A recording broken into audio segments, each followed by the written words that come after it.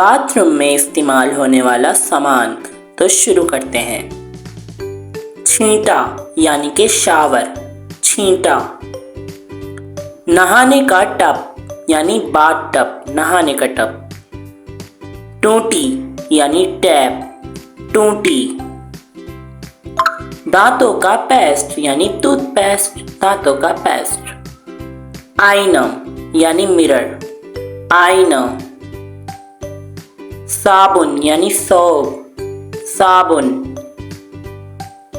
Toilet, toilet. Toilet roll यानी toilet paper. बेसन यानी सिंक, बेसन। हैंड वॉश यानी साबुन डिस्पेंसर। तौलिया यानी टॉवल, तौलिया। ऑयल, तेल की बोतल, ऑयल। शैम्पू यानी शैम्पू, शैम्पू। बाल्टी यानी बकेट, बाल्टी। गीजर यानी गीजर, गीजर।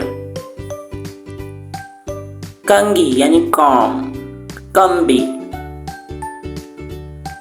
गवास यानी टोंगर, गवास।